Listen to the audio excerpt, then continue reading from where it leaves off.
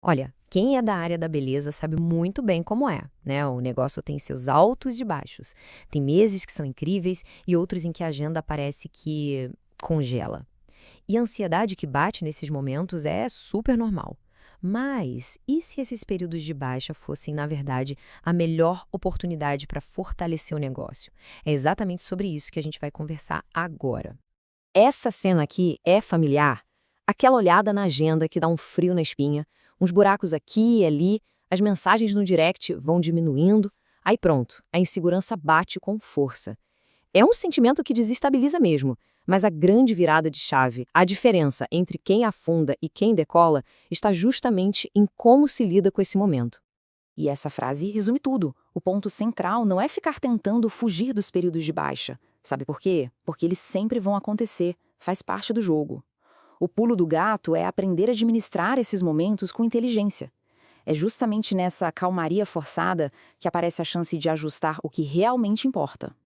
Então vamos lá, começando pelo erro mais comum de todos. A primeira grande armadilha é agir no impulso, na base do desespero. A gente sente aquela agonia e acha que precisa fazer qualquer coisa.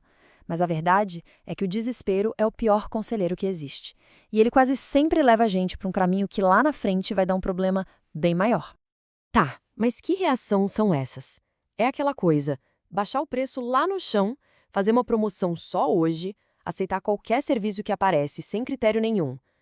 Essas atitudes podem até dar um alívio na hora, sabe? Entra um dinheiro rápido, um agendamento aqui, outro ali, mas a conta que chega depois. Nossa, essa é cara. Agora, vamos ver a consequência direta disso. Pensa comigo. Toda vez que uma profissional baixa o preço no desespero, ela está, na verdade, ensinando a clientela a desvalorizar o próprio trabalho. A cliente aprende e pensa: ah, para que pagar o preço cheio se daqui a pouco tem promoção de novo? Aí, quando o preço volta ao normal, cadê as clientes? Some todo mundo. Vira um ciclo vicioso perigoso.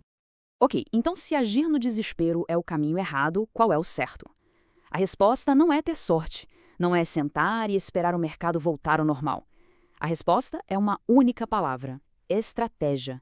É sobre usar esse tempo e essa energia para focar no que realmente sustenta o negócio. E o primeiro grande pilar dessa estratégia é justamente esse aqui. Usar o tempo mais livre para dar aquela ajustada fina no posicionamento e na comunicação.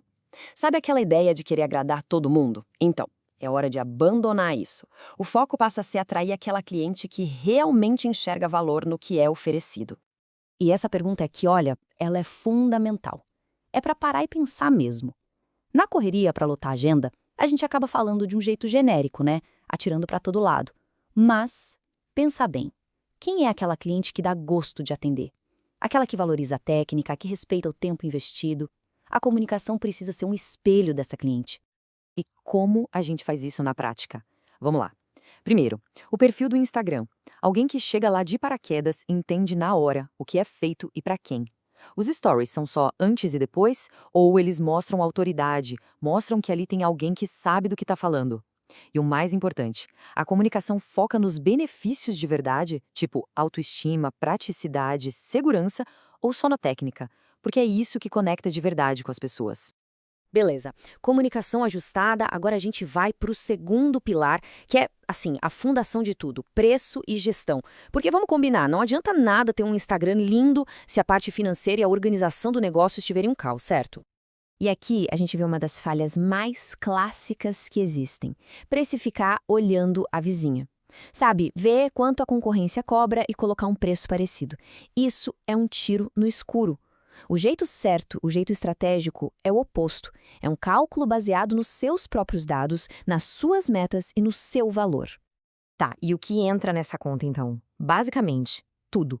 Entram os custos dos produtos, as despesas fixas como aluguel e luz, a meta de lucro que se quer ter para fazer o negócio crescer. É preciso saber exatamente quanto custa para fazer um atendimento, somar isso à margem de lucro desejada e só aí refinar esse número. Se não existe essa clareza, o primeiro período de baixa vira um desespero financeiro. E olha, essa frase aqui é para emoldurar. O que dói na crise não é a falta de clientes em si. O que dói de verdade é a fragilidade da gestão por trás do negócio. Quando a gestão é forte, dá para atravessar qualquer maré, seja de agenda lotada ou mais tranquila, com muito mais segurança e clareza.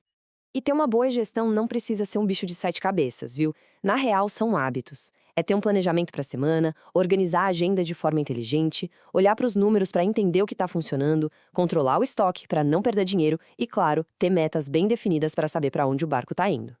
Certo. Então chegamos na parte que, para mim, é a mais poderosa de todas. Como é que a gente pega aquele tempo ocioso que antes trazia ansiedade e transforma ele em combustível para o crescimento? Porque a baixa não é um problema, é uma baita oportunidade disfarçada. Pensa bem, é a hora perfeita para fazer tudo aquilo que a gente reclama que não tem tempo na correria. É tempo para estudar uma técnica nova, para aprimorar o que já se sabe, para dar aquela geral no Instagram, tirar fotos novas, atualizar o portfólio, planejar conteúdo. Resumindo, é o momento de afiar o machado para quando a demanda voltar com tudo. E ela sempre volta. No final das contas, a gente fica diante de 2 caminhos bem claros. De um lado, tem a profissional que se desespera. Ela baixa o preço, se desvaloriza e, quando a poeira baixa, ela está mais fraca do que antes. Do outro lado, tem a profissional que usa esse tempo com estratégia. Ela estuda, se organiza e, quando o movimento volta, ela está muito mais forte, com um posicionamento sólido e muito mais segura. Então, o grande recado aqui é o seguinte: períodos de baixa vão acontecer. Ponto. Faz parte do ciclo de qualquer negócio. Agora, o desespero é uma escolha, e é uma escolha que pode ser evitada, trocando a afobação por estratégia e uma boa gestão. Então, para a gente fechar, fica a reflexão. A profissional que entende isso, que vê a crise como algo para ser administrado e usa o tempo para se fortalecer, essa profissional não apenas sobrevive, ela evolui. Ela volta para o jogo muito, mas muito mais forte. Aí a pergunta que fica no ar é: qual desses 2 caminhos faz mais sentido seguir?